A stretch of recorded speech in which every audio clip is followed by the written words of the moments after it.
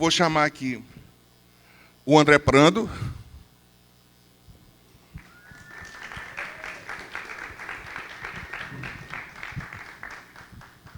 Vou chamar o dono da porra toda aqui, o Daniel Morello.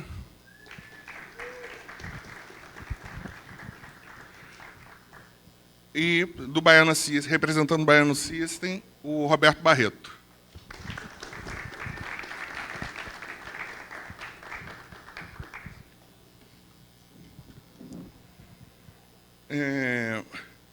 Acho que a gente pode ir direto para o papo, né? Que eu acho que dispensa maiores apresentações, então a gente pode ir direto para o papo. Eu queria começar direto com o Morello, né? Começar pelo anfitrião. Ave Maria. Morello. Estou preparado.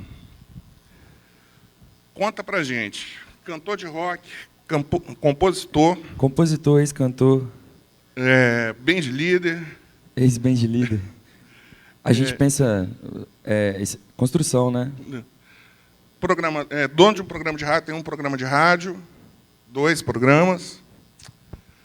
E produtor cultural e idealizador aqui.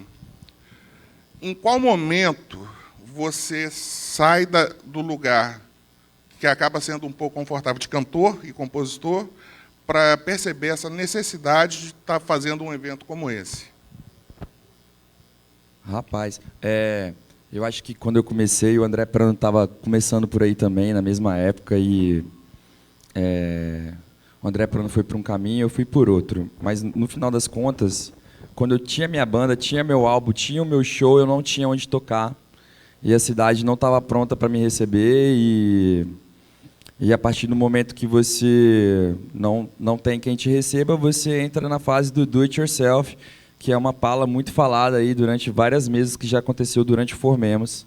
E eu tive a oportunidade de cruzar com a Amanda Bromochenko, e a gente montou a sede coletiva e inventou o Festival Tarde no Bairro, e chamamos todas as bandas. Você lembra, Prando? As reuniões de 70 pessoas, que a gente ficava fazendo terapia de banda? Terapia de banda. 70 bandas falando dos problemas da vida deles, e a gente tentando explicar que a gente tinha... Lembra de falar 3 gargalos, né? Formar público, fazer um mercado mais competitivo. E a gente era uma coisa embrionária, uma tentativa bem embrionária e coletiva, e sem muita pressão, tentando existir de uma forma orgânica. E até o primeiro grande festival que a gente fez, no Parque Pedra da Cebola, que a gente tomou uma multa de R$5.000, que já era o 7º Tarde no Bairro. A gente conseguiu o som da prefeitura e a multa da prefeitura. Então, aí a gente entra numa doideira de tipo assim, mas como assim a prefeitura me ajuda me atrapalhando? Né? E aí você começa a entender que para você existir na cidade, você tem que dialogar com o poder público. E o poder público ele pode ser seu aliado ou pode ser seu grande inimigo, depende de como você lida com ele. E a forma de lidar com ele é de forma política. A fita, você tem que ser político, como os políticos se odeiam e convivem entre si. Todos esses anos nas casas de legislação, o artista perante o poder público ele tem que ser político. Ele pode até odiar, mas às vezes ele vai ter que lidar. E aí ele tem que saber se posicionar. Ontem veio o Rodrigo aqui e ficou falando dos 1 milhão de não que ele deu na vida dele para milhões de gravadoras e possibilidades, e o quanto isso construiu a carreira e o que é o Dead Fish hoje a partir de um posicionamento. Então, o poder público é seu aliado ou ele é seu inimigo, depende de como você se posiciona. Ao mesmo tempo, como você se posiciona politicamente tem muito a ver com essa relação também, porque se você tiver a legitimidade do seu público, o poder público também te dá essa legitimidade. É isso? Não? Ave Maria. Mas tá bom, assim, a questão é a questão da necessidade, assim, que hora que você teve esse start? Não, eu realmente preciso não tinha onde tocar, cara. Eu sei que na sua época também era assim, você tinha uma curva da Jurema. A gente, além de não ter onde tocar, tem o Disque Silêncio, a UF está proibida de fazer show. Disque Silêncio tinha também. Hã? Disque Silêncio atrapalhou muito a nossa vida. Então atrapalha a Vitória, mas né? Deu certo, pelo menos. Mas, assim, independente disso, a gente tentou fazer, já que o Disque Silêncio atrapalha, por que a gente não vai fazer à tarde? Por que a gente não ocupa a praça? Por que a gente não tenta reunir todo mundo e fazer terapia de banda, né, que a gente fez muitos anos?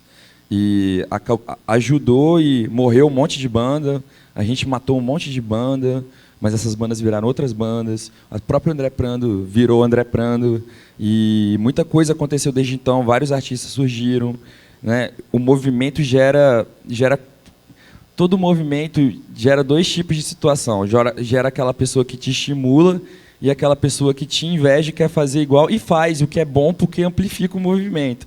Mas ela também tem que se libertar desse pequeno recalque para o movimento não começar do jeito errado, né? Não começar porque, se não sei quem faz, eu também faço. Faz pela sua legitimidade de ser. Então, a minha demanda de fazer existir um festival era fazer existir público, porque, né, vocês conseguiram derrubar a Rádio Litoral 20 anos atrás e entrar com 3, 4 músicas no top 10 do nada e, de repente, mudou a cena do Espírito Santo. E a gente não tem mais esse poder de empurrar uma rádio a voltar a tocar a gente tão facilmente quanto era antigamente. Certo. Prando, mais ou menos no mesmo sentido do Daniel,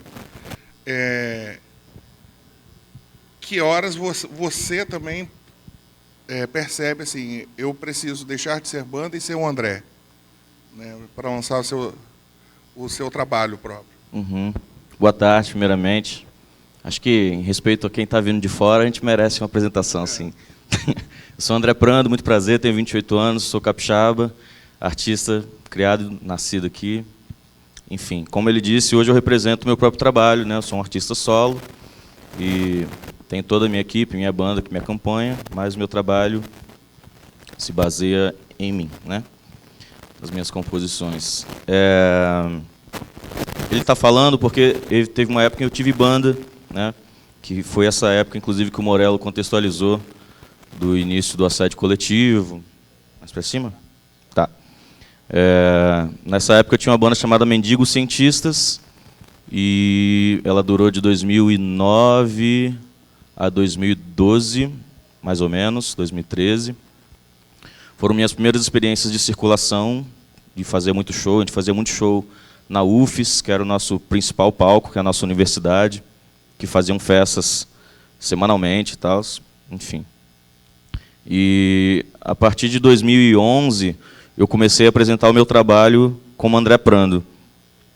Isso aconteceu porque a gente era muito jovem, continuo sendo jovem, mas a banda não tinha desenvolvido ainda o lado profissional da coisa, né? Acho que as diferentes cabeças que estavam ali não tinham entendido muito bem o que era o buscar profissionalismo, o que a gente queria como banda, cada um tinha uma cabeça diferente um pouco, e naquele momento eu já me entendia como artista, eu já entendia que, independente de banda, independente de como seria, o meu fazer seria artístico, né?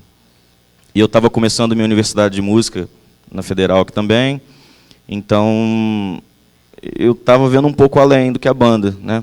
E a banda estava querendo tocar e tal, se divertir um pouco. Então, a partir desse momento, em 2011, assim, quando eu começo a me enxergar como profissional, né? Quando eu começo a ver a importância que a gente tinha num dever diário da coisa, como o que a gente estava falando fazia sentido para a vida das pessoas. Então, não se tratava mais só de diversão, né? Tratava-se de uma conexão. E hoje eu vejo que é tudo sobre isso, sobre se conectar, sobre trocar energia, sobre o que a gente tem a dizer e o que as pessoas têm a dizer para que a gente continue dizendo juntos. Então, acho que foi isso, quando eu tive esse entendimento. Beleza. Barreto, você, nesse sentido também, essas primeiras perguntas, você é um cara que veio daquela primeira cena do axé pujante ainda, tocando na Timbalada, né? Correto?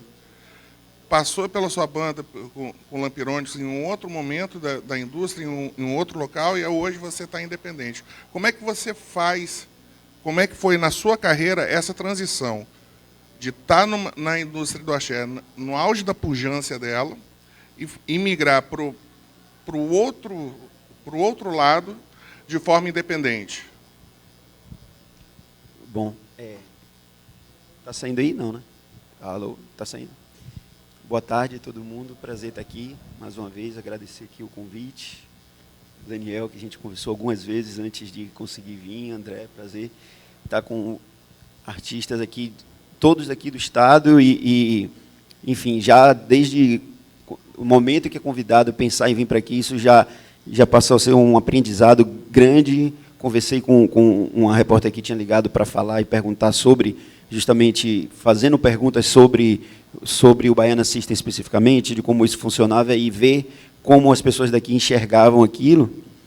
É muito enriquecedor participar dessa forma e ter esse tipo de pensamento. Cheguei aqui, encontrei com você, a gente falou de um momento ali atrás, com o Lampirônicos especificamente, que num determinado momento ali estava gravando através da Sony, né? Paulo Rafael foi produtor tanto do Casaca quanto do Lampirônicos. Encontrei aqui Theo Ruiz e Estrela, que nos encontramos também naquele momento que o Lampirônicos, apesar de ter uma gravação, ter gravado ali com a Sony Music e tudo, ele transitou muito ainda no que era esse incipiente. Assim, ele pegou o resto de indústria, vamos dizer assim, o último suspiro do que era a indústria de disco, que foi bem o que aconteceu com vocês, e pouco depois foi toda essa transformação que a gente vem vivendo aí, talvez nos últimos 10, 15 anos, foi a construção disso. Voltando lá ao que você tinha perguntado, na Timbalada acontece um negócio muito interessante, né? Tipo assim, a Timbalada começa posicionada de uma maneira completamente diferente ali. Timbalada, eu entrei na Timbalada participando de festivais internacionais. A Timbalada meio que tocava ali nos mesmos festivais da Nação Zumbi, ali num determinado momento. Fazia os mesmos festivais. Tinha uma coisa muito impactante ali, que era toda a tradição e a herança de blocos afro, que era uma coisa muito importante, que foi o que deu construção e sustentação para a coisa do que virou esse axé music enquanto mercado, né? Eu já entrei, a Timbalada já estava muito consolidada, mas ela entrava ali numa coisa meio world music, entrava numa outra história, e depois acabou indo para essa coisa sendo absorvida por esse mercado e pelas práticas que aconteciam ali de mercado, né? E depois o Lampirônicos, e pouco depois disso, que assim, o Lampirônicos para ali em 2007, talvez 2008, e aí eu tocando com um percussionista argentino que morava em Salvador, que tem um trabalho importantíssimo ali, também nessa construção da axé, que é o Ramiro Mussoto. E aí veio essa coisa em cima da guitarra baiana especificamente, que era um resgate de um instrumento que tinha a ver com a coisa da construção também ali do trio elétrico, do mercado de música e tudo. Apesar de eu usar o instrumento no próprio Timbalada e no próprio Lampirônicos, tinha uma certa dificuldade até de assumir isso, porque isso, de alguma forma, era associado à coisa de um mercado de carnaval e tudo. E isso é quando começa a se mudar isso, né? Eu conversei isso mais cedo com o Daniel, foi uma coisa interessante, assim, como a gente conseguia entender os pontos que precisavam ser valorizados do que tinha na nossa música, de bloco afro, de guitarra baiana, de todas as coisas que aconteciam, e o Baiana System surge inicialmente com isso, né? O nome é disso, de guitarra baiana e de sound system, e dos experimentos que a gente podia fazer pensando a guitarra baiana como uma voz, porque originalmente a guitarra baiana nos trios elétricos era instrumental e depois passa a ter voz, então tem uma série de coisas dentro disso. E o Baiana se forma e cresce dentro já dessa realidade desse mercado que a gente começou a falar, do que seria independente, né? E que eu costumo dizer que é o mercado que mais depende de coisas, assim, até a própria coisa do termo independente depois começa a ficar um pouco questionado e entender de que forma isso caminha, mas eu entendo que esse mercado independente começa a fazer sentido a partir do momento de você ter autonomia. Uma autonomia que não se tinha antes numa gestão de carreira artística, de opções artísticas, e do como o Baiana começa a florescer e a crescer dentro de Salvador, com todo o estigma que se tinha do que vinha antes de mercado, do que era o axé music e do que virou o mercado de Salvador, que não é uma coisa para amadores, como se diz lá, né? É um negócio muito complexo, mas o Baiana vem do início e vive muito forte isso do que aconteceu com o mercado de festivais independentes, de discussões de música, de encontros como esse, que foi como... E com as mudanças de produção e de tecnologia que permitiram com que os artistas tivessem mais essa liberdade, vamos dizer assim. Então, eu acho que foi isso, foi uma aproximação de uma identidade na nossa música, nas coisas que a gente tinha, de uma valorização disso, entender a importância disso, lidar com esse mercado em Salvador, porque a gente até hoje está em Salvador, vive em Salvador, e foi feito de Salvador para esse diálogo, essa relação com os outros estados. E eu acho que isso, assim, a partir do que a gente foi fortalecido desse mercado independente, entender como a gente conseguia dialogar com mercados maiores e o que a gente fazia com a nossa música, o entendimento da nossa gestão, vamos dizer assim, que a coisa artística e mercadológica sempre caminhou muito junta dentro da gente. A gente nunca pensou separado. Sempre a gente ali, o núcleo que, além da coisa musical, que, tipo assim, eu, Russo e Seco, que começamos ali, que leva isso muito de perto, tem a coisa audiovisual de Felipe Cartacho, que está ali do início, e isso sempre teve muito junto. Então, a gente já começa a se comunicar sempre dessa forma e sempre pensando junto. Eu acho que, a partir daí, eu acho que a gente vai fazendo, aprendendo e fazendo. Certo. Então, a independência das majors, do grande mercado, é uma coisa intencional, né? Ou foi assim, foi a realidade posta para vocês? Eu acho que foi a realidade posta, né? Assim, há 10 anos atrás, quando se falava em gravadora ou editora ou qualquer coisa, eram coisas sempre muito assim que causavam uma certa aversão e não existia também ao mesmo tempo, e você vai encontrando formas de fazer, né? O Baiana tem uma coisa muito interessante ali do início, de como acontece. Também comentei isso com o Daniel mais cedo. 2 coisas aconteceram com o Baiana que começavam a mexer, vamos dizer assim, com o mercado. Uma é a importância do carnaval e da nossa participação no carnaval desde sempre, o entendimento de como o carnaval é importante para a gente esteticamente, artisticamente, em todos os sentidos, mas a gente se relacionava de uma forma completamente diferente com aquele mercado de carnaval. A gente meio que vinha quebrando aquilo.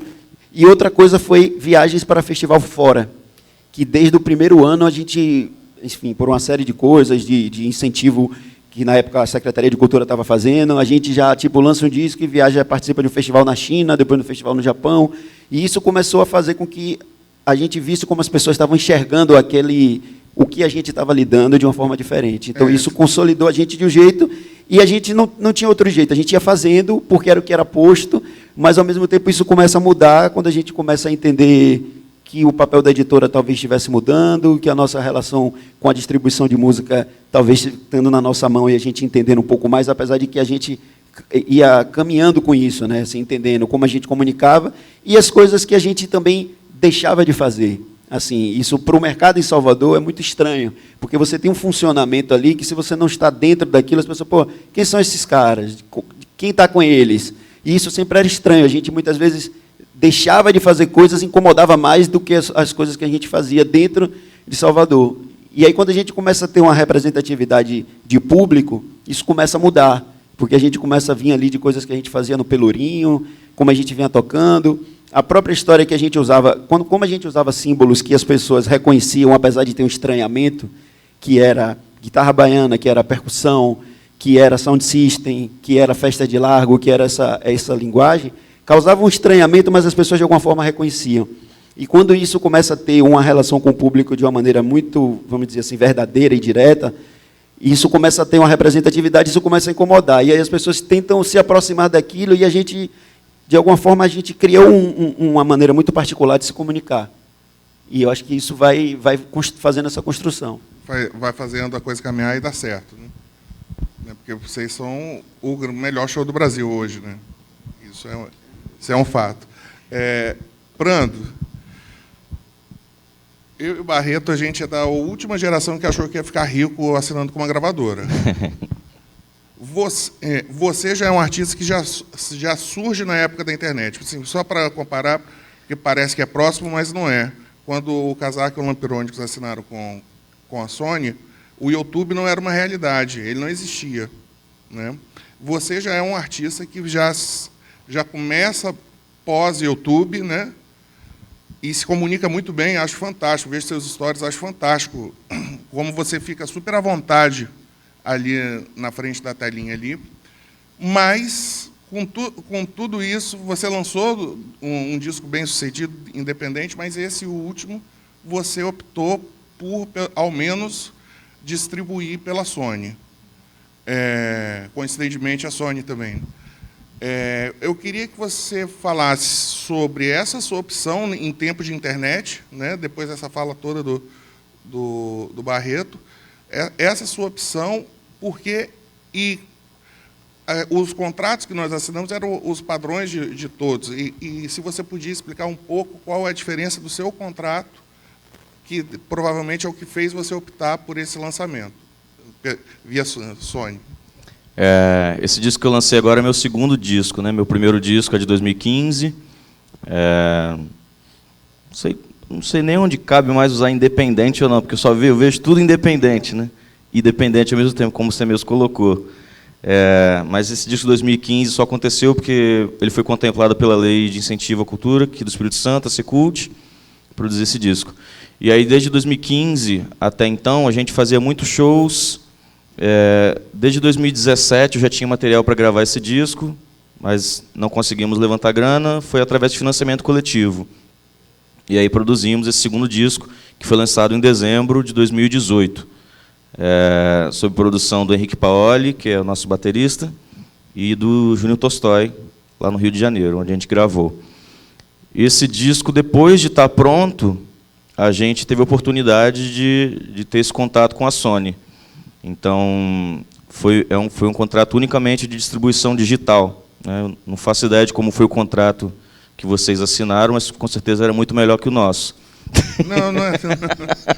Eu garanto que o seu é melhor. Não, é brincadeira, porque o nosso contrato é muito simples, é um contrato só de distribuição mesmo, né? A gente, com o disco pronto, fornecemos para eles fazerem, botar nas plataformas apenas, que é um serviço que a gente já fazia através de outras distribuições. E a contrapartida foi talvez um pouco mais de impulsionamento, que é o que a gente está sentindo ainda, né? O disco foi lançado em dezembro, e a coisa da chancela da Sony também para a gente. Eu quis experimentar, na verdade. Eu não recebi nenhuma proposta, uau, super especial, que me fizesse assim, caramba, isso aqui, como proposta, me faz querer estar junto. Não foi. É um experimento ainda, que eu estou sentindo como vai ser. Mas a gente sente um pouco do impulsionamento. Às vezes eles conseguem fazer o trabalho chegar em mais gente e tal. Eu acho que é muito diferente. Mas aí não tem nenhuma proposta no sentido de assessoria de imprensa, circulação, alguma coisa encaixada em determinados festivais. Simplesmente a distribuição. Só a distribuição. Assessoria de imprensa não conta como assessoria de imprensa, porque a gente já trabalhou com assessoria de imprensa. O que eles oferecem no máximo é contato com algum blog ou outro assim que eles têm mais proximidade e tal. Agora, em relação à venda de shows, a indicações, nada, né? Não é o caso. Eu acho que antes você tinha essa ideia, como você falou, né, que você se fazia um contrato e você não pensava em mais nada, achava que tudo iria ser resolvido. Eu no caso não tinha nem necessariamente esse raciocínio, que era muito assim, uma maneira de viabilizar o que você estava querendo fazer.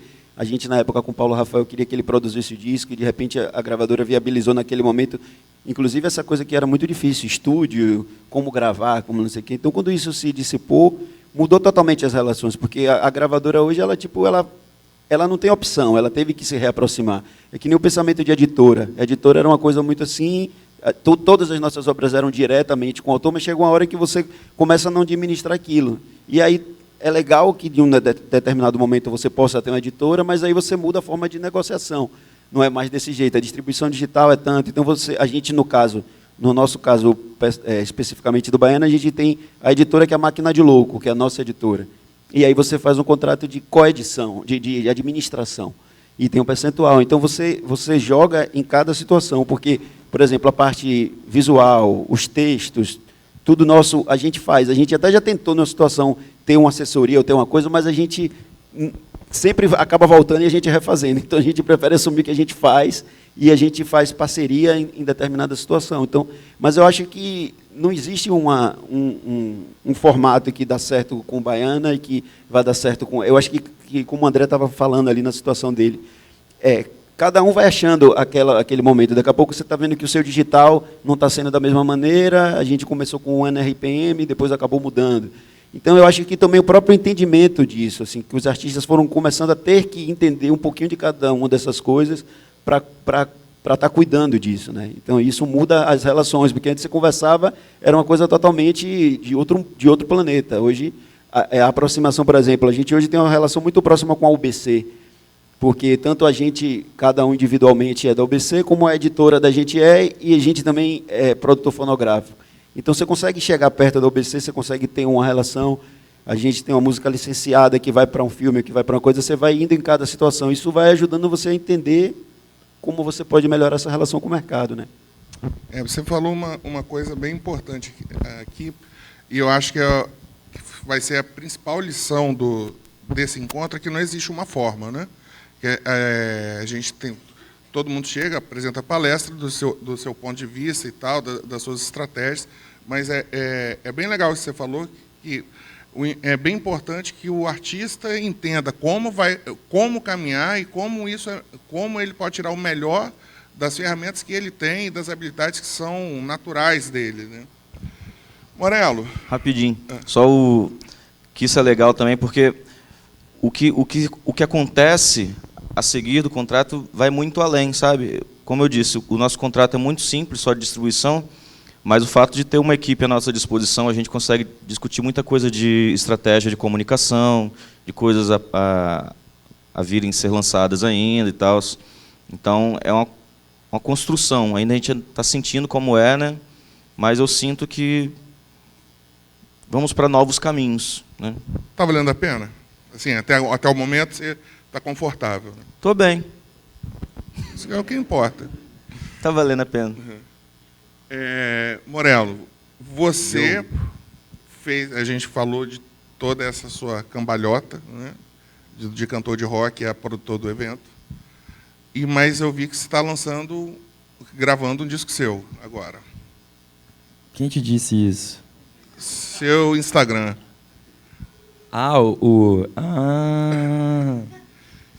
Pois é, eu descobri que eu gosto muito de música e eu quero continuar fazendo música pro resto da minha vida. Mas eu acho que eu não quero ter mais banda. Isso aí a gente pode conversar lá, porque a gente está no mesmo caminho, né? Mas, então, você está produzindo um trabalho novo? Estou produzindo música, mas minhas músicas, mas sem... Pretende lançar? Claro.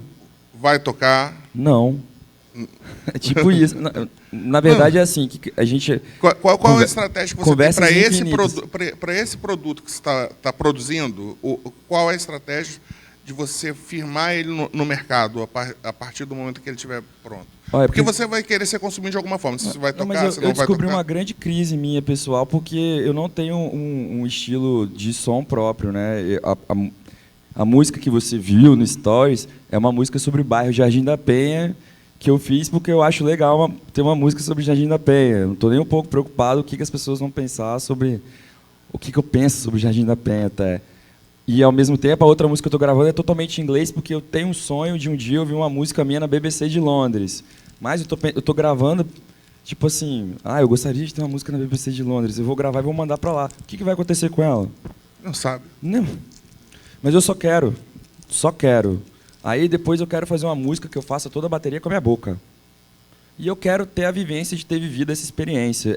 No final das contas, eu entendi da situação da expressão e a minha ânsia de me expressar e mandar minhas mensagens, mas eu entendi que a roupa, mais o estigma, o estilo, mais me podava do que me permitia. Por que eu não posso escrever uma grande música romântica, tipo Fábio Júnior, e gravar ela para minha mãe?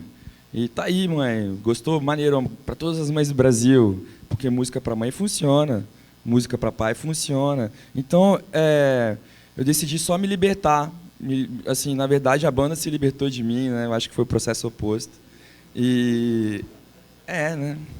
E aí eu decidi só ter música, e se um dia as músicas alcançarem corações de muitas pessoas, tipo Baina Cissa, assim, o povo te carrega, né? O povo carrega vocês em Salvador e assim, a música, o seu público te dá o respaldo, né? Então, eu, por exemplo, quando eu penso em Jardim da Penha, e a minha música fala quem nunca se perdeu em Jardim da Penha. Quem nunca se perdeu em Jardim da Penha? E aí todo mundo que mora aqui vai se relacionar. Eu estou mais preocupado das pessoas se sentirem à vontade com uma mensagem que eu gosto do que de me impor como artista no mercado, que eu talvez já tenha passado da hora ou não, mas também não importa, porque não estamos esperando por isso. Estou mais preocupado no sentido de que a cena está produzindo e está todo mundo aí mostrando som e coisas novas e bandas novas. Tem um monte de gente de 17 anos aqui em Vitória que as músicas fazem você se arrepiar, sacou? E aí eu vejo essa geração nova e eu fico assim, rapaz, o que vai dar isso, né? Eu vi esse menino com 12 anos fazendo rap, agora ele tem 200 mil plays por semana e ninguém tá vendo, mas está acontecendo. Uma hora vai acontecer. Acho que é isso, assim. Falando da minha parte, é mais uma situação de poder transmitir aquela ideia que eu me inspirei e fazer ela existir, porque eu acho que depois que a música existe, o mundo vai dizer para você o que ela é, né, de alguma forma, se você mostrar para o mundo. É isso. Boa. Voltando lá para o Prando.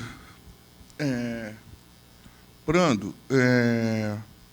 você é um artista que toca muito, né? Além de tocar bem, você toca em quantidade, né? Isso para você se mostra como uma estratégia, mesmo se você pensa nisso, como estratégia de firmar uma marca André Prando, né? Porque se você for olhar, você sempre tem dois espectros, né?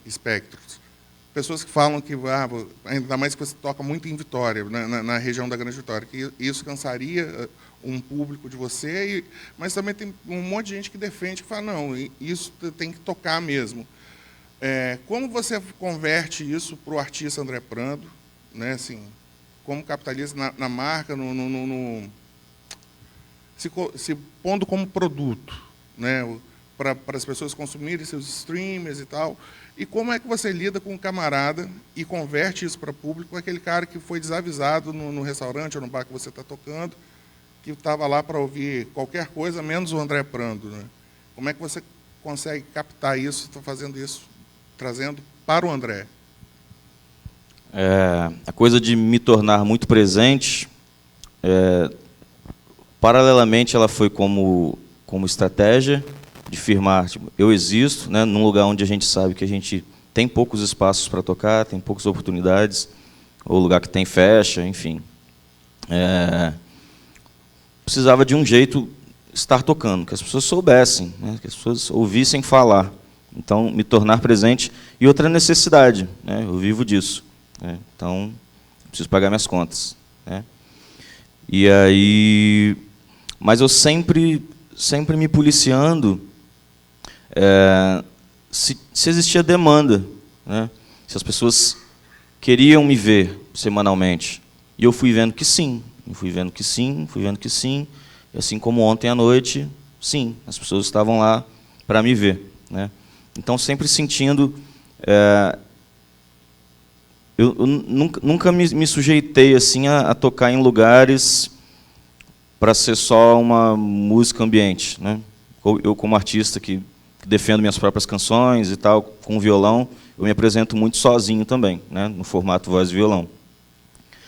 Então, desde o início, eu procurei lugares que queriam a minha música, que me queriam ali como artista. Né? Então, desde o começo também, essas minhas apresentações levavam o meu trabalho autoral. As pessoas que me viam sabiam que iam ouvir o que eu tinha para compor. Então, hoje, quando eu vou tocar nos lugares, mesmo quando eu proponho uma noite de, sei lá, vou fazer um tributo a Belchior, aí recebo papelzinho assim, o que é papelzinho? Toca André Prando. Isso acontece muito, isso me emociona, isso me motiva, isso é um sinal, né, de que existe a demanda. Então, eu acho que é sempre um policiamento, assim, né? Mas paralelo a isso tudo, essa coisa que acontece semanalmente aqui, que é eu estar tocando, eu estar lançando coisa, eu me fazendo presente, enfim, estando disposto a todo mundo que me procura, estou fazendo uma entrevista não sei aonde, estou fazendo um trabalho de TCC para não sei aonde, quer participar? Vamos lá, estou aqui. Né? Putz, perdi o que eu ia falar. Mas eu acho que é me tornar presente e acessível para quem quiser que eu me torne presente ali. Beleza. Vou voltar aqui para o Morello um pouquinho, o Barreto. Lembrei que eu ia falar. Termina, por favor. Que é muito mais importante, né? Que para além desse fazer semanal aqui da coisa, eu sempre me preocupei em sair daqui. Não sair de ir embora, né? mas extrapolar os nossos limites. Então, desde quando eu comecei os meus trabalhos, lá, meu primeiro lançamento como EP, não tinha condições de trabalhar com uma assessoria de imprensa e tal. Então, eu mesmo fiz a minha lista de blogs que eu acompanhava, ou críticos, jornalistas, e do meu jeito ali eu tentei conseguir espaço em algum lugar, e foi assim que eu fui conseguindo. Algumas pessoas que tiveram tempo para ler aquele e-mail desconhecido de um cara do Espírito Santo. O que esse cara está falando? Aí, caramba, nunca ouvi falar, mas esse cara está fazendo algo interessante. Então, aos poucos, eu fui conseguindo espaço de quem foi se permitindo me conhecer. E, a partir disso, eu fui conseguindo espaço em pequenos festivais também. E a primeira vez que eu saí de Vitória, que eu fui tocar em São Paulo, aí eu tomei um baque, que foi chegar lá, mas um baque no bom sentido, tomei um tapa, na real, né? Chegar lá e ter um público na casa que conhecia meu trabalho. Primeiro show que eu fiz. Foi um show que as pessoas estavam cantando e tal, e voltei para casa emocionado. Então, comecei a exercitar esse sair, às vezes, muitas das vezes, na maioria das vezes, investir em sair, né, e voltar para casa no 0 a 0, e algumas vezes no vermelho também. Mas isso fez, sei lá, com o disco de 2015, consegui, a partir de 2016, 2017, circular em alguns dos grandes festivais, né? Tocamos no Festival Mada, no do Sol, no Festival Cirrasgo, no Psicodália, entre outros, alguns festivais que a gente conseguiu circular, muito na ralação, sabe? Então, para além do que acontece aqui em Vitória, é porque é isso, né? A gente se vê muito aqui, todo mundo se conhece aqui, a gente se encontra nos lugares, até quando a gente não está num lugar propício, a gente encontra essa pessoa. Então a gente vê, caramba, fulano, toca aqui sempre, não sei o quê. Mas o que está acontecendo para além daqui, acho que me move muito mais. Beleza. Morello, você tem 2 produtos, né? Que um é o selo, né? Falando da Voadora Records. Da Voadora, e o sorvetinho. Qual o papel você acha que você pensa cumprir com esses dois canais de difusão? Beleza. O selo Voadora Records, ele hoje é Daniel Morello e Leonardo Machado, que está ali, ó, trabalhando com a gente. Antes ele tinha o Hugo Ali e o Igor Comério, que também está trabalhando com a gente. O Hugo está na China. A gente era o final do final da história da música do assédio coletivo. Quem sobrou da música, né? Quem sobrou da música virou a Voadora Records. E aí a gente fez uma coletânea, uma zine e um festival, que é o que o selo faz. É tipo assim, a gente inventou o Festival Voadora. Quem já foi aí? Quem já tocou? Tem uma galera aí que já tocou e já foi. A gente tem um zine Murro na Cara, e a gente sempre tentou fazer esse zine numa situação de tentar distribuir nas escolas, né? Que vamos pensar que quem está afim de receber essas coletâneas e esses zines são os estudantes, porque eles têm espaço no coração para novos artistas, porque são novos que nem eles, né? Já não cresceu junto ouvindo e não tem um coração a ser conquistado, né? Por assim dizer. Então a gente trabalhou muito com a divulgação em cima de escola. A gente fazia projeto de prensar 5.000 coletâneas e 5.000 zines e distribuir nas escolas públicas. Aí chegou uma hora que a gente entendeu que ninguém mais toca CD e que não adiantava ficar distribuindo coletânea. E aí a gente tentava mandar QR Code, ninguém usa QR Code. Aí a gente inventou uma pastinha de drive mais simplificada. Bicho, entra nessa pasta que as músicas vão estar aí, pega o que você quiser. E assim a gente conseguiu colocar 300 músicas de uns 200 artistas em 3 coletâneas. E a gente já fez uns 5 zines que a gente também distribuiu por aí. Inclusive, eu acho que deve ter no kit de vocês. Foi esses zines que estão no kit de vocês, é a doação da Secult, que os nossos tinham sido todos distribuídos, mas a Secult tinha uma porcentagem que sobrou. Eu falei, cara, deixa eu distribuir aqui, porque pelo menos a gente dá o sentido final para o produto. E a ideia sempre foi isso, festival, zine e coletânea. Mas quantos festivais a gente fez por cerveja? Tem banda que tocou por cerveja, por dinheiro da cerveja, né? O que arrecadar divide por todo mundo. E a gente dividia, ao invés de dividir por banda, a gente dividia por integrante de banda, para pessoa mais, para não ser tão, toma aí, um para cada um, todo mundo recebe igual, para ninguém se sentir diferente, né? Às vezes a banda tem 2, recebe a mesma coisa com a banda que tem 7. Dói, né? Então a gente tentou trabalhar assim. A gente fez o festival no passado pago, funcionou. Esse ano há uma tentativa da gente fazer o festival número 6 da Voadora, mas a gente é a base da base dos movimentos que acontecem de base. Eram 4 pessoas num quartinho. Ah, cara, vamos fazer um zine, junta para fazer um zine. Arruma um dinheiro para prensar o zine.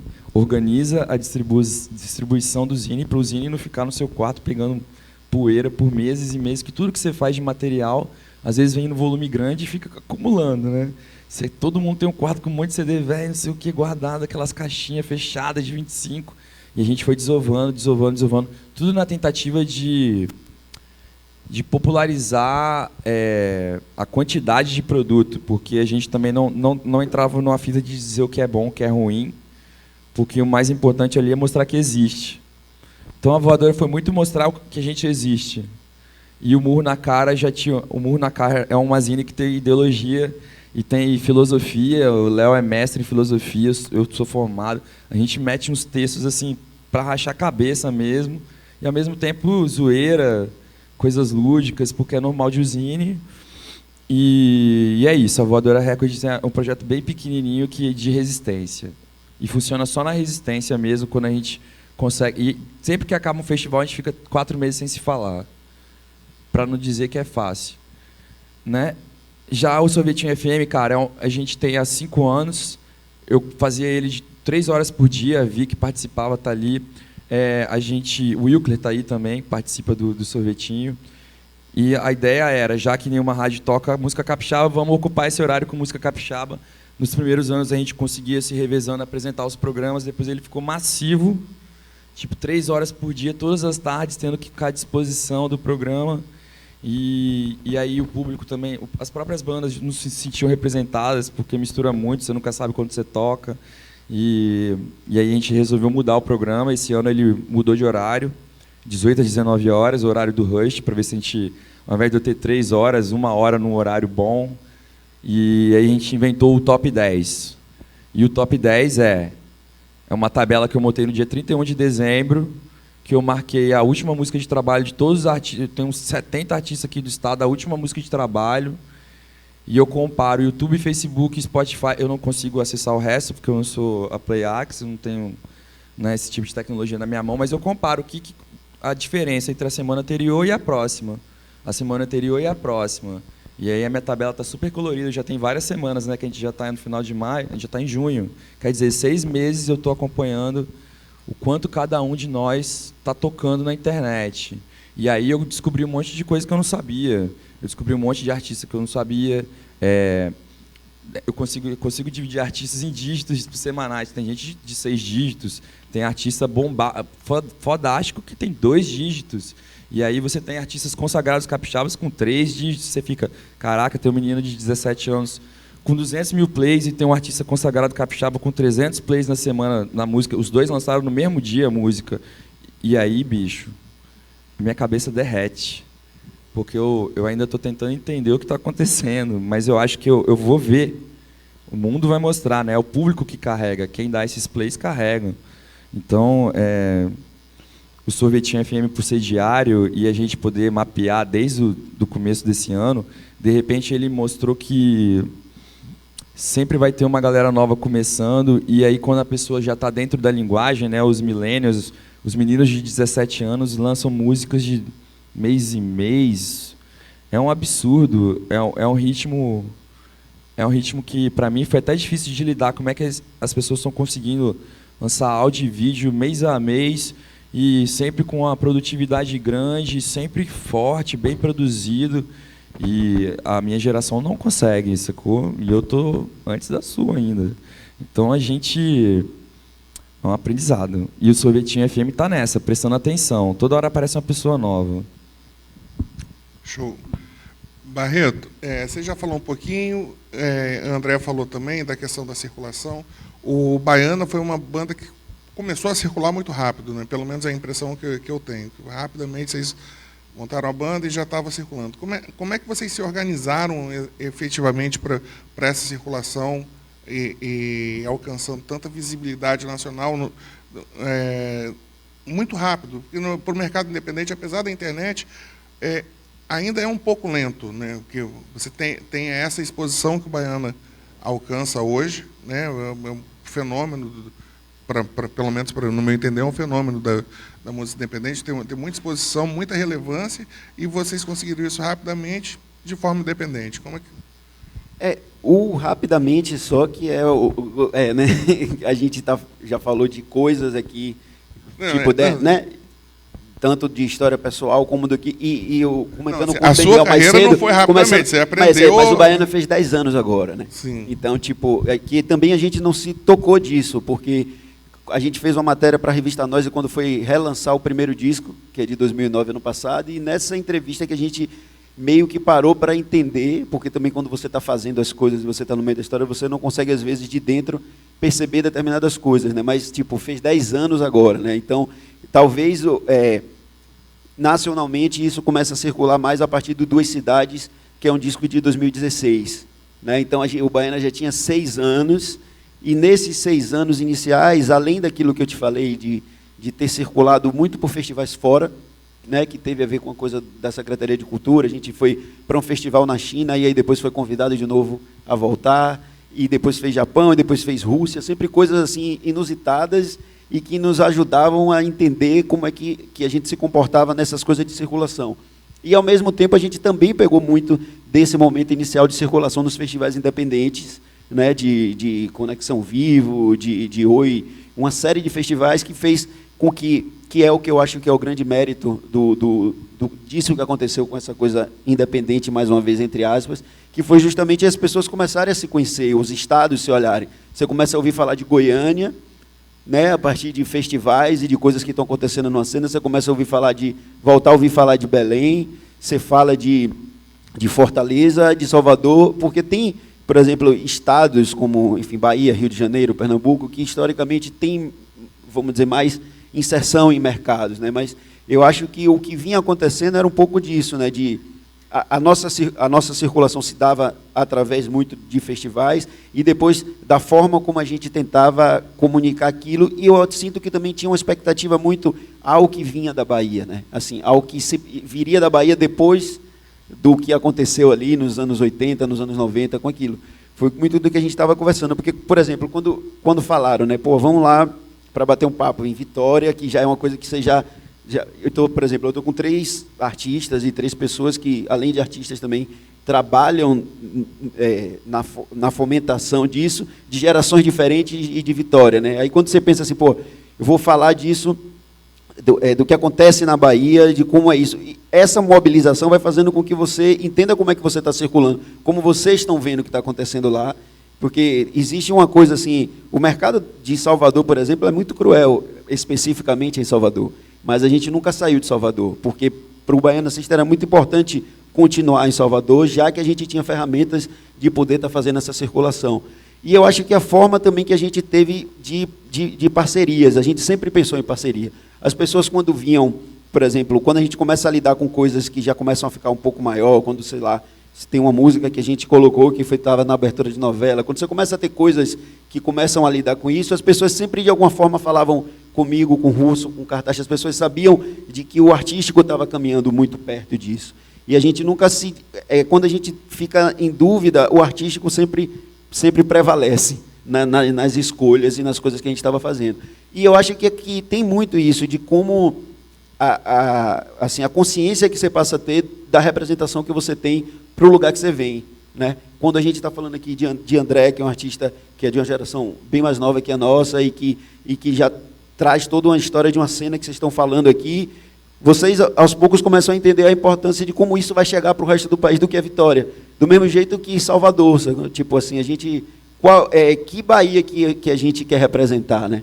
Porque existe uma história ali, né, do que é. A Bahia é muito complexa nesse sentido, assim, do que se tem de referências, do que se tem de artistas, de como muitos artistas acabam acontecendo, muitos vindo até de maneira, tipo, sei lá, se você pensar em que Raul Seixas era underground em Salvador antes de acontecer o que isso acontece, que Raul Seixas se apresentava em lugares na Cidade Baixa, porque ele não era colocado ali junto com artistas que tinham uma inserção mais em coisas universitárias ou com pensamentos políticos. Ele era um cara que caminha, e isso consegue também se reverter. Então, Salvador acontece muito desse jeito. Então, acho que o Baiana vem enfim, caminhando por ali entre esse independente e essa relação que você começa a ter com o mercado, em alguns momentos se pensando mesmo, perdendo um pouco de medo de se pensar como um produto que precisa se posicionar em algum momento, né? Beleza. Morello, o Barreto pegou e falou da importância da Secretaria de Cultura naquele momento inicial ali para circular. Você foi conselheiro municipal e estadual, né? Acabou. Explica para a gente assim, qual é a sua leitura, resumidamente, né, de por que os nossos gargalos aqui, que a gente já fez tantos diagnósticos e sempre voltamos no mesmo ponto, né? Qual o seu diagnóstico nessa vivência sua como conselheiro de por que esses gargalos se perpetuam por parte da administração pública? Tá, por parte da administração pública? Tá bom. Eu acho que o mercado... Não, tá tranquilo, perfeito. Vamos lá. O Barreto falou da importância da Secretaria de Cultura da Bahia naquele momento inicial da circulação deles. E a gente aqui está sempre girando em círculo. Perfeito. O que eu sinto? Eu sinto que o Estado e a Prefeitura, sem nomear ninguém, obviamente, percebe a música como uma expressão e não como um mercado. A gente estava falando hoje que eu tendo, ultimamente, de todos os meus discursos que eu decoro para ficar repetindo, eu tendo a falar que hoje música, eu consigo ver hoje a música como indústria e serviço. E aí a indústria da música é você criar música. Está aqui o seu produto, está impalpável, mas ele existe. Agora, o show é o serviço.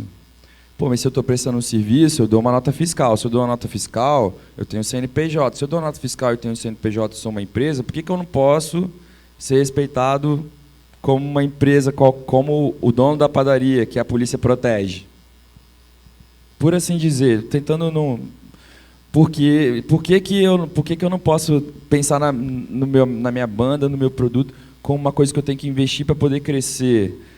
E aí, pensando em todos os elos do mercado, a gente estava falando da rádio, por exemplo. O artista sertanejo investe dinheiros em dinheiros nas rádios. E o que as rádios fazem?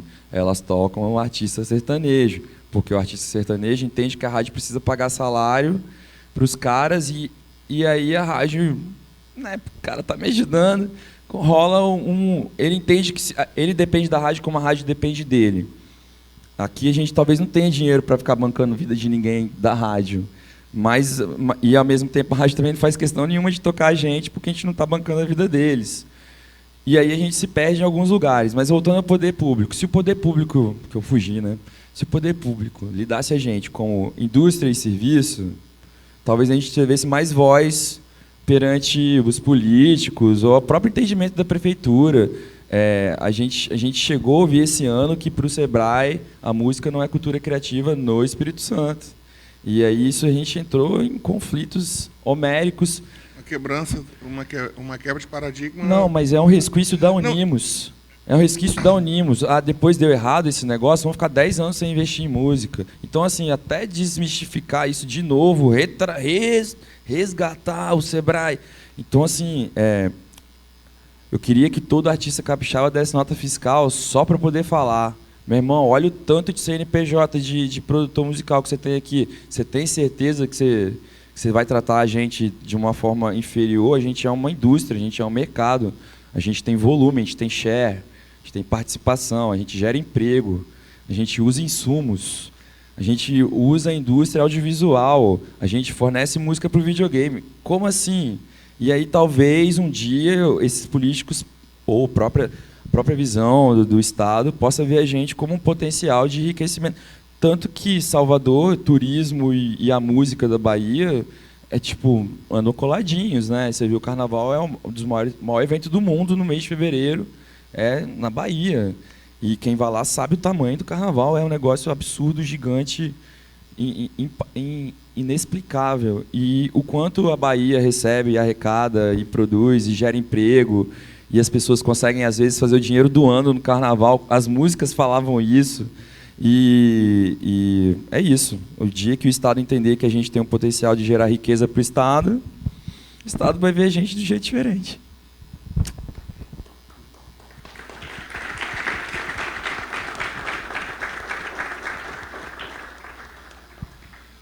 André, pergunta do Matheus Pereira.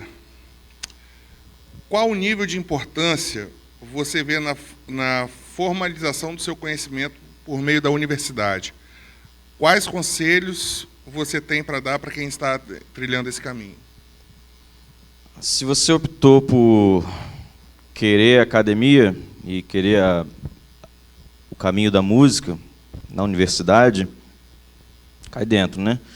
Para mim, o meu fazer musical vinha de antes já da UFES.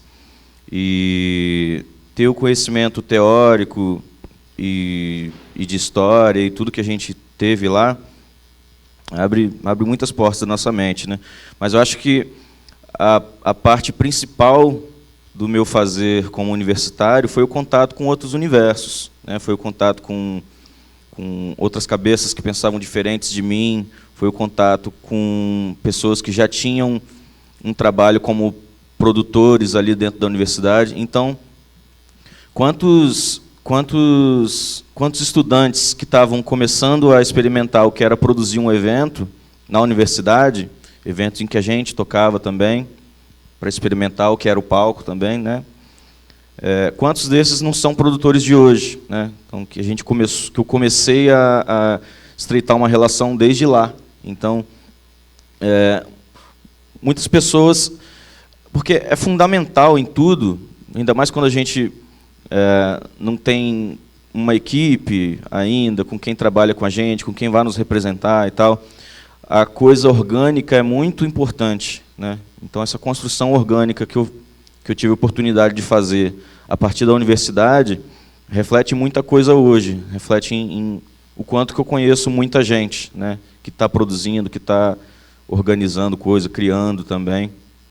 Então, eu acho que a universidade, para mim, foi essas portas todas, muito além da sala de aula, né? Beleza, aqui a gente tem a pergunta do Kainan para todos aqui, né? Sabemos que os desafios na música são muitos. Entre eles está a dificuldade de se enxergar como ator de uma profissão. Música como negócio. Próximo do que você falou. Além de eventos como esse, quais vocês acham que são bons passos para que o artista se posicione até para si mesmo como profissional motivado?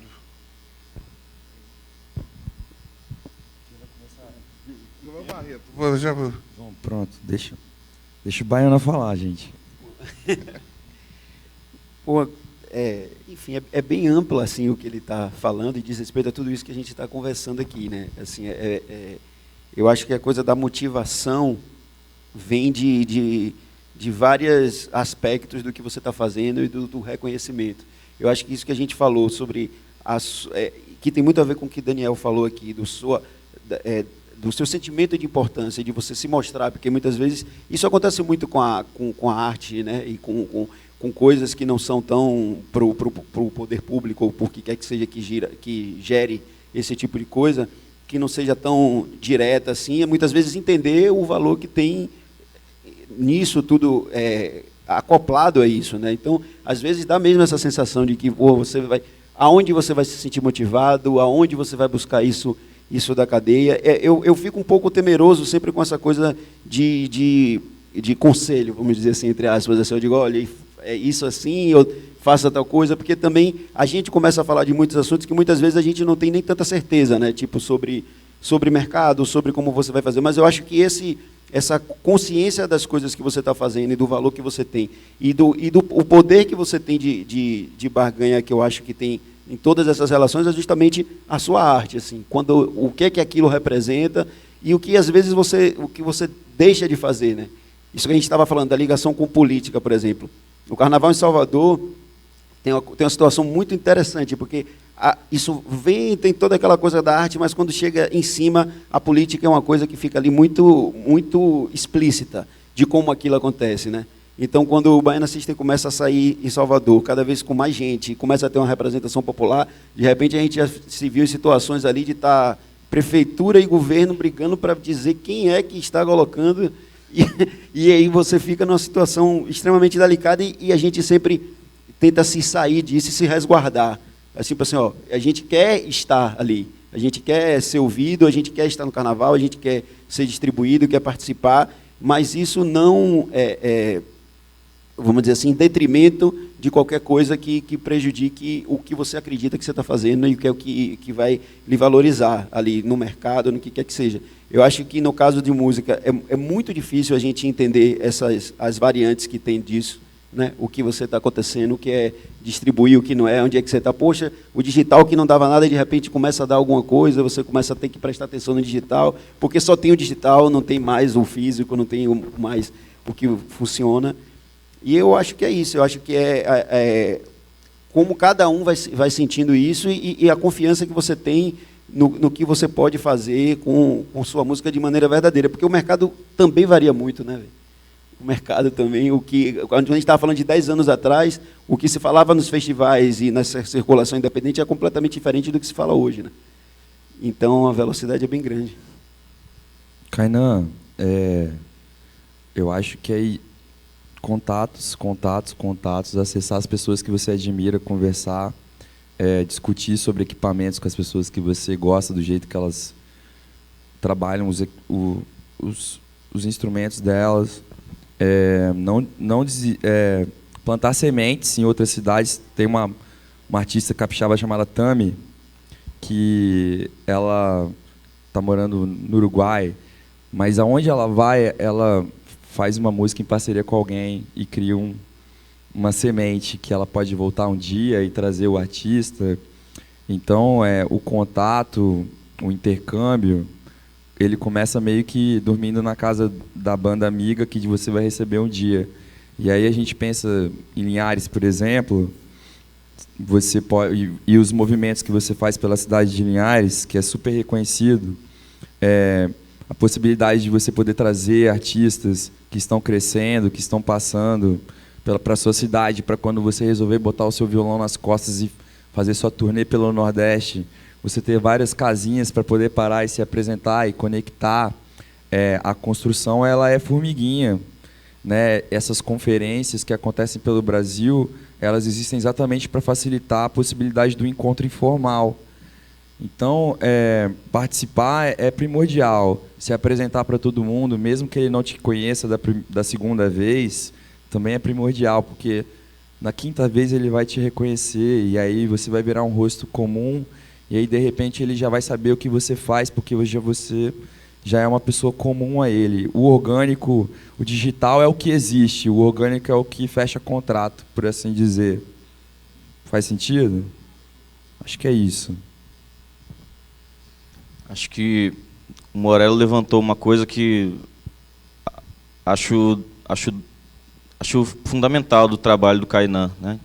Que está aí lá atrás. E que é representar fortemente a cidade dele, né? Ele ganha festivais, alguns festivais já por mobilização deles. Fizeram um trabalho em escolas. Tocou no Rock in Rio. Tocou no Rock in Rio através de um palco do Doritos. Fomenta jovens, foi em escolas fomentar essa campanha dele, enfim. Lança videoclipe com produção toda dele mesmo, direção, filmagem, tudo.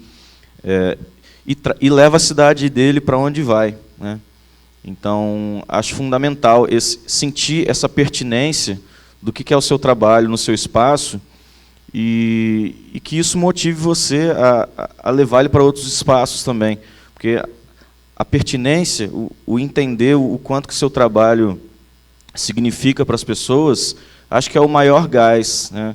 Porque um dos discursos que eu sempre não botei fé é o daquele de vamos prestigiar o trabalho de fulano, vamos prestigiar o trabalho autoral de fulano, só porque é autoral ou só porque é de fulano. Eu acho que o artista, ele, em momento algum, ele se coloca no palco, e se está colocando dessa forma, está errado, mas se coloca num palco pedindo atenção, pedindo que as pessoas dêem um pouco de atenção, botem um pouco de fé nele. Acho que ele está, na verdade, prestando um serviço para as pessoas. Ele está oferecendo uma mensagem, uma música para as pessoas, um entretenimento. Então, que isso se faça sentido dessa forma. E não, vamos lá, fulano vai prestigiar, vamos lá ver como é que é e tal. Isso existe em algum momento, né? Mas eu acho que o que deve mover o artista é a pertinência dele, a pertinência do trabalho dele. Então, entender o trabalho como importante para algo, para alguém, é fundamental também. Acho que é isso. Beleza. Barreto, aqui no início do ano 2000, a gente teve uma questão muito forte do capixabismo, que na minha banda foi até o maior expoente disso, de carregar o Espírito Santo, e vamos fazer acontecer, Espírito Santo, foda. Só que isso foi se diluindo com o tempo e o brasileiro é bom para adaptar as coisas, então a parte de ser a música do Espírito Santo virou um demérito, quando você fala que é capixaba, em algumas casas, principalmente na relação artista-contratante. O Baiana, pelo contrário, você já tinha isso no Lampirônicos, né? De carregar a baianidade. Eu vejo até o Lampirônicos como uma coisa nordestina. E você, ao invés de expandir, você voltou para dentro da Bahia e agora você carrega a história da representatividade baiana, sem ser axé, né? Porque eu acho que é o importante, no lugar que o axé é o principal expoente, você pegou os símbolos da baianidade e falou, não, isso aqui também é baiano, eu vou carregar minha Bahia para o mundo. Qual a importância disso na história de sucesso do Baiana System? Mais cedo a gente falou disso, hein, Daniel, quando ele falou disso em 2000, quando eu ouvi falar do casaque, isso veio muito forte, a coisa do tambor, como isso começava a chegar, né? Isso é uma coisa que tinha acontecido um pouco antes com Recife, né, ali.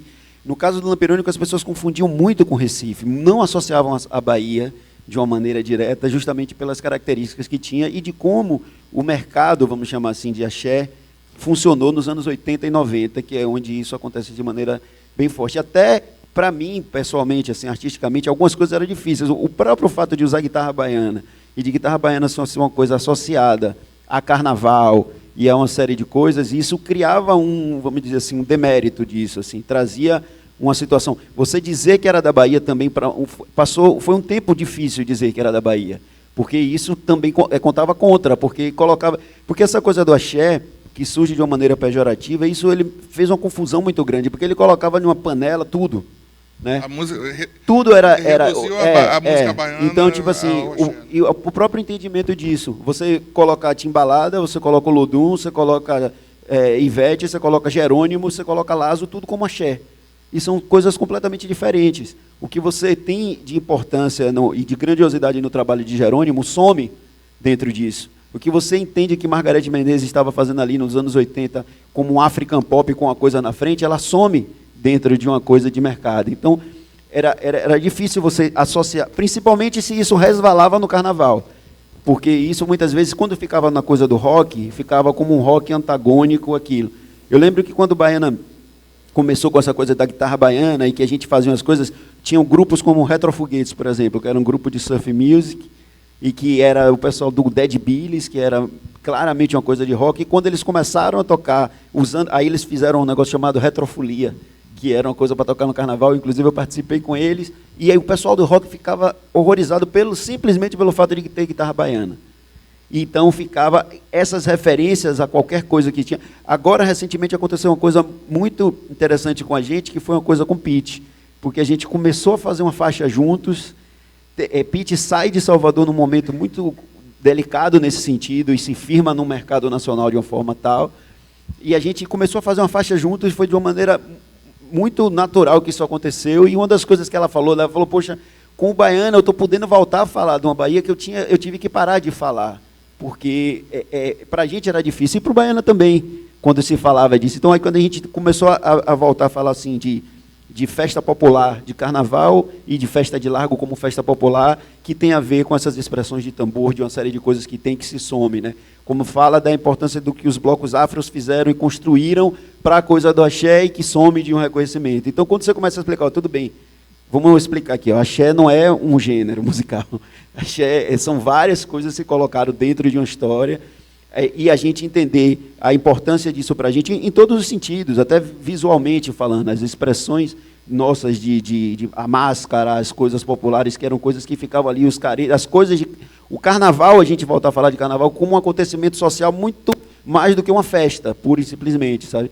Então, isso aí a gente começa a entender que as pessoas precisavam daqueles símbolos, e não estava sendo. E isso, acho que foi isso muito do que aconteceu da troca do Baiana diretamente com o público. E voltando mais uma vez a falar daquela coisa do estereótipo, uma das coisas que impressionava a gente era essa coisa, por exemplo, a gente ia tocar fora, o cara perguntava do instrumento. O que é de uma forma muito mais até assim enfática do que a gente encontrava em outros lugares. E a gente dizia, poxa, ele está reconhecendo ali uma coisa, né, tipo, local, vamos dizer. Colocava muitas vezes o Baiana System, por exemplo, em festival de folk music, entendido como música folclórica, de alguma maneira, sabe, dentro disso. A coisa da máscara, que nos aproximava do público. A gente, antes de tocar, tinha 300 máscaras distribuídas e tinham crianças próximas daquilo. E aí os caras queriam entender, e aí eles reconheciam coisas, inclusive, que estavam perdidas. Na França, o cara falou muito isso, tipo, Margarete veio aqui, Jerônimo veio aqui, tinha todo um universo, a própria Timbalada no início de coisas veio ali, e aquilo sumiu. E o que se fez com o mercado de axé de maneira danosa foi justamente meio que oprimir todos esses, tanto os espaços como essas expressões culturais. Então, eu acho que quando as pessoas... e Recife foi a mesma coisa. Tem sempre essa coisa, né, de Pernambuco e Bahia, fica aquela coisa ali meio... Mas aí, quando o Baiana foi chamado para tocar dentro do Rec Beat, a gente falou, opa, tem uma coisa mudando nesse entendimento disso, porque eu acho que esses símbolos, eu acho que cada estado começa a se reconhecer disso e valorizar isso, né? Quando a gente começa a valorizar, eu acho que a coisa começa a mudar para fora, para os outros, para o entendimento. Quando eu comecei a dizer, não, a guitarra baiana é um instrumento meu, que eu vou assumir dessa forma, vou fazer música autoral e vou falar disso não com medo que eu falava antes, porque aquilo associava determinada coisa. A mesma coisa, a percussão, de como a percussão é ligada à coisa eletrônica, que isso já foi feito e depois acabou virando uma coisa meio padronizada ali dentro do coisa do axé. Porque tem isso que a gente também tinha comentado antes, né? Faz uma coisa dar certo e todo mundo vai repetir aquilo, né? Mas, enfim, eu acho que a gente assumir isso foi muito importante para a Bahia que a gente quer representar. Assumir, inclusive, o carnaval, né? Porque vocês chegaram na baianidade até assumindo o carnaval, até com a linguagem do próprio trio elétrico, ali que foi... E como é que foi? Foi uma decisão comercial ou foi uma necessidade artística? Eu acho que... Aqui, a gente, na época das micaretas, propuseram que o Casaco puxasse um trio, e naquela época ele falou, não, eu acho que isso não tem... Para nós, parecia loucura. Falou, não, vamos parar. Alguém deve ter falado para vocês que era loucura sair com um trio. Né? Não, a gente quis... Porque, ó, no nosso entendimento, o trio elétrico era um sound system ambulante, na nossa cabeça. Já que a gente estava falando de sound system, que tinha a ver com o que acontece em vários lugares, também no Norte, no Maranhão, e dessa forma, na Jamaica, como acontecia. Eram formas daquilo estar na rua. O trio elétrico já é um sound system ambulante. A própria guitarra baiana presente nisso. Então, para a gente era importante estar no carnaval. O problema é como estar no carnaval, né? Como estar no carnaval. A gente começou saindo num trio chamado Trio Pipoca, que era um trio que tentava resgatar esse carnaval que não era o carnaval de bloco, porque também tem um entendimento diferente do que é bloco na Bahia e do que é bloco para os outros lugares. Engraçado, a gente vai participar em São Paulo, no Rio, eles chamam de bloco, só que ali é aberto. Então, para a gente, aquilo não é bloco. Bloco, para a gente lá, é justamente a corda que determina que você só pode entrar ali, e não a corda pura e simples, porque tem uma corda que está ali, por, enfim, blocos afro pelo desfile, até para separar, tem essa necessidade. Mas a gente quis estar no carnaval. Os primeiros anos as pessoas olhavam para a gente e faziam assim com a mão, ó, tipo, porque tem todo um código para você estar ali no carnaval, e tem um horário que você consegue sair. Mas aí, quando essa história do navio pirata começou a vir para a gente de uma maneira forma, foi justamente tipo, vamos voltar, a gente não precisa de um trio tão grande, a gente não precisa estar brigando com a estrutura para poder sair com aquele, para disputar com aquele bloco, mas a gente quer um trio menor, com um som bom, e que a gente vai levar ao nosso público. esse público que a gente estava sentindo que estava tendo uma verdade ali naquela comunicação nos shows no Pelourinho, começa a ir para a rua. E, de repente, teve um ano que o trio Pirata foi no caminho inverso do circuito dos trios e tinham 40 mil pessoas atrás do trio. Então, aí as pessoas começaram... E os códigos nossos com o carnaval são muito parte da gente, artisticamente falando. Então, isso foi muito importante para a gente, o carnaval em si, como estética. Beleza. Morello, peraí. Eu.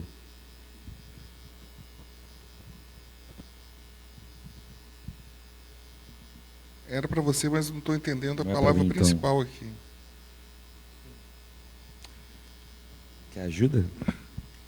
Eu vou ler essa aqui do João Vitor. Para o Prando e para o Morello. Falta no mercado capixaba uma empresa selo que se especialize em estratégias de marketing, branding, comunicação para artistas daqui? Ou isso deve ser feito pelo próprio artista? Observação. Se falta, há demanda desse tipo de serviço? Muito pertinente, porque sim, isso faz muito falta, né? E acho que por muito tempo isso foi uma falta nossa. A gente não tinha realmente, ou se tinha, não sei, não era muito conhecido, ou não conseguia demonstrar muitos frutos, porque às vezes a gente sente essa dificuldade justamente de profissionalizar essa parte, de tirar o artista dessa parte, ou tirar essa parte da produção, né? Então, mas eu tenho sentido que, assim como os profissionais da música têm se tornado cada vez mais profissionais e especializados no que estão fazendo, né, por começar a ter esse entendimento da necessidade, existe um mercado em cima disso, começando a se aparecer também. Então, eu sinto que, dos tempos para cá, tem começado a aparecer. Eu mesmo, até ano passado, eu fazia tudo da parte de produção do meu trabalho. Então, além de estar no palco ali, eu fiz todas as infinitas outras coisas que precisa fazer para conseguir chegar ali no palco, sozinho, assim, era uma loucura. E a partir do Voador, que é esse disco recente, a gente começou a preparar uma equipe, né, com produção, com comunicação e vendas. Começamos a dividir as tarefas, e aí eu entendi como eu estava sendo louco. Mas não era loucura, na verdade, né? É como eu tinha como fazer, né? Eu não tinha com quem trabalhar, eu não tinha condições de pagar, não tinha parceiros para isso. Então, eu fazia como dava, então ralava e fazia tudo. Mas a partir do momento em que você vê e começa a trabalhar uma equipe, trabalhando, dividindo as tarefas, aí o trabalho começa a fluir melhor, e você começa a ter mais calma para trabalhar o que você deve trabalhar melhor também. Então, tem algumas empresas surgindo, assim. Desde dezembro eu tenho trabalhado com a Era, que é uma empresa de 3 mulheres maravilhosas, uma na parte de produção, na parte de comunicação e a outra na parte jurídica. E eu acho que elas levantaram a empresa e quiseram me pegar como principal case. Então, meio que surgiu uma parceria a partir disso, e a gente já tem começado a trabalhar melhor, e eu fico feliz de ver quantos clientes começaram a aparecer para elas assim. A gente vê que existia uma demanda, né? As pessoas precisam desse tipo de serviço. E existem outras empresas também. Existe uma outra empresa, que é a Perpétua também, que está começando a aparecer, que acho fundamental, que vai trabalhar não só essa parte de produção e tal, mas a parte de profissionalização de mulheres no mercado, que é fundamental. A gente tem inúmeras mulheres tomando frente das coisas, inclusive, eu até lamento que não tenha uma mulher nessa mesa agora, assim, mostrando o que é o posicionamento, assim, porque das principais pautas do que se deve dizer no momento, de quem é o momento, são as mulheres, né? E quem sou eu para dizer assim, mas eu só sinto essa falta. E aí é uma empresa também que vem nessa parte de produção e preparação para mulheres, e acho que estão pintando outras empresas também. Eu posso complementar? Eu sinto também que falta essa pessoa que vai fazer esse tipo de função. eu não consigo ver uma pessoa, tipo, amanhã assumir a função. Ela precisa ter construído uma presença e relacionamento dela no mercado anteriormente a ela chegar para poder, minha opinião, tá? Eu não sei, não existe fórmula, né? Não existe fórmula, foi a primeira coisa que você falou.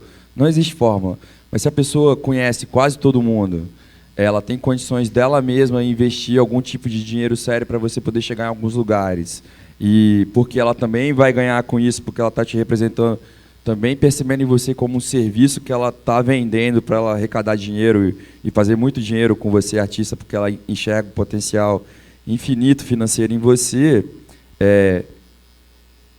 Eu queria que existisse, tipo assim, já existiu o Edu Lousada aqui, né? Ele está em São Paulo, ou a Aline Yasmin, que está na Europa, ou o Cidinho, que está em Berlim. Eles fazem isso, eles pegam as bandas, ele tem o Lona Booking, vai nas feiras, oferece. Xuxinha estava falando isso comigo aqui no Formemos. O bom do Formemos é que você vai aprendendo no meio do Formemos.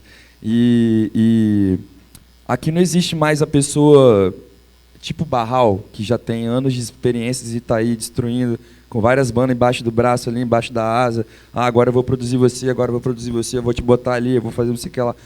Porra, quem dera 10 Barral aqui, né? Tipo assim, a gente ia ser outra cena. Mas a gente não tem o Barral aqui no Espírito Santo, né, Barral? E a gente continua... Mas você está aqui, né, hoje. Mas a gente entende que para a pessoa fazer esse tipo...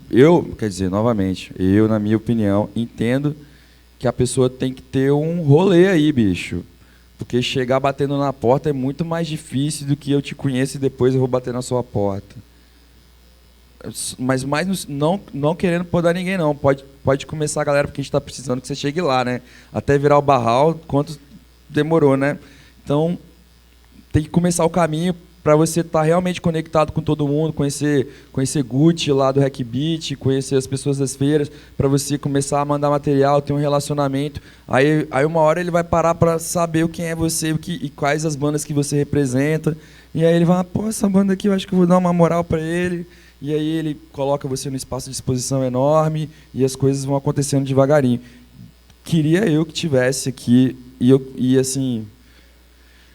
Eu não sei, Barral, mas você investe dinheiro pra caramba nesse negócio, perde dinheiro pra caramba, né? Então, eu acho que é um mercado que você tem que saber mesmo onde você está pisando, porque o próprio Pena Schmidt contou a história dele, e nos anos 90 ele perdeu tudo que ele fez nos anos 80, investindo em banda. Então, às vezes, nem é a vontade, é como fazer e quem você conhece.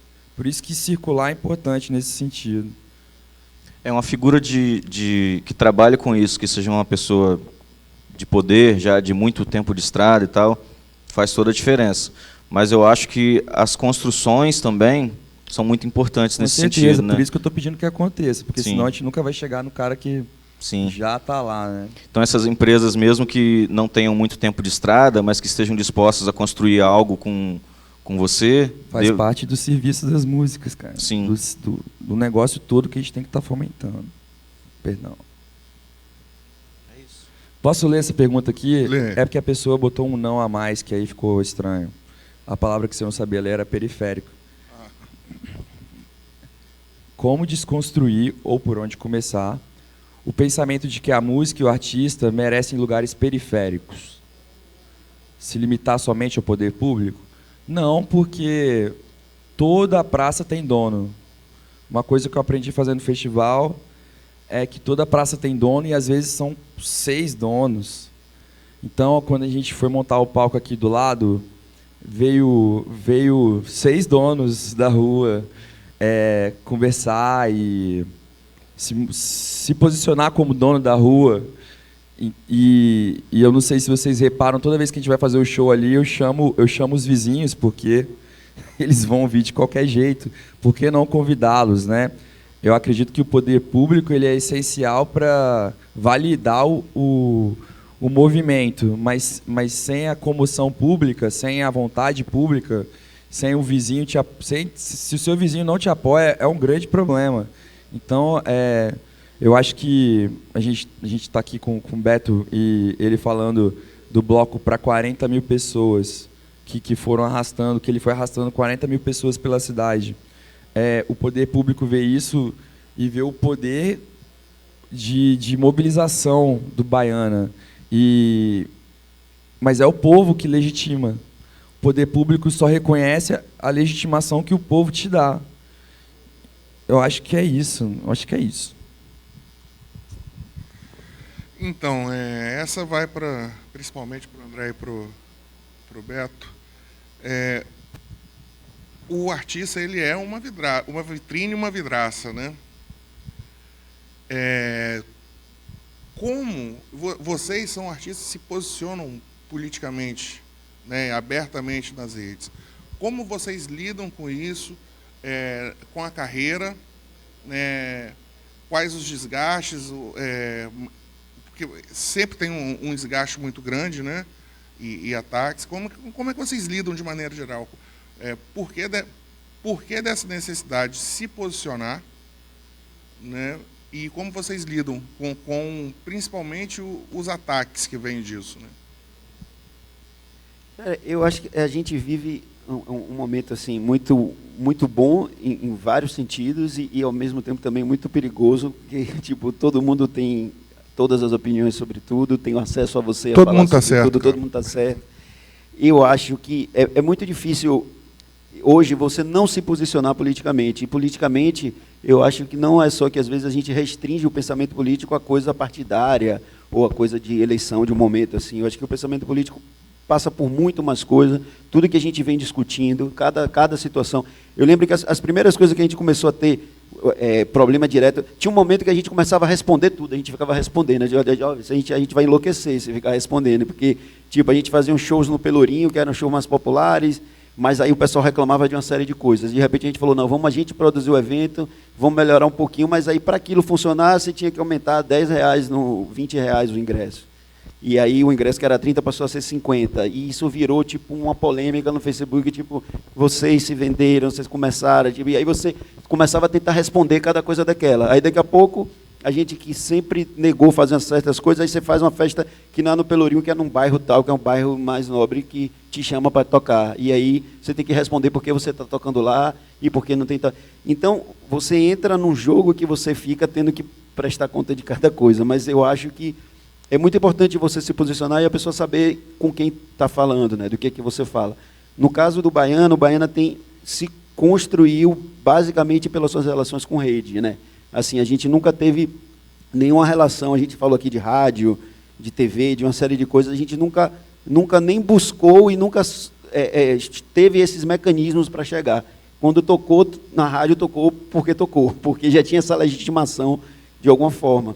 Então, a coisa da comunicação da gente, tipo assim, tanto os textos, tanto as imagens, é uma coisa que é muito cuidada com a gente e realmente traz isso que você fala, assim, é uma comunicação clara e direta e um posicionamento. Às vezes, uma coisa que também a gente não faz, posiciona, né? Mas eu acho que o politicamente é muito mais amplo hoje, eu acho que é muito mais o entendimento do que cada um é. Eu acho Pelo menos deveria ser. Pelo menos deveria ser, né? Enfim, tem coisas que a gente tenta tomar um cuidado de como isso se mistura, porque também, como você falou, você passa a ser julgado sobre vários aspectos e, em determinado momento, se você não se der conta, você acaba também sendo usado. Mas como a gente faz questão de conduzir muito o que sai da gente, o que escrevem e o que falam, a gente não tem como lhe dar conta disso, mas o que sai da gente, assim, da forma que a gente comunica, isso é parte, vamos dizer assim, da criação, é parte do artístico. Isso está muito intrínseco. Quando a gente sempre fala isso, a gente lança uma música, ou quando a gente vai falar, sei lá, a gente lança também muitas coisas fora dos discos, né? A gente tem 3 discos, mas tem o single. E quando você vai lançar Invisível, que é uma música que a gente falou sobre, enfim, vendedores ambulantes, a gente sabia que a gente estava falando de um tema, mais do que uma música. Então, o Invisível é como se fosse meio que um assunto que a gente vai falar durante um tempo, e aquilo acaba virando pedaços do show, aquilo acaba virando coisas que a gente fala a respeito. Se a gente fala de Capinguiné e o universo que a gente cria ali, tem um posicionamento político e tem um assunto que faz com que a gente dialogue através daquilo que a gente está propondo, sabe?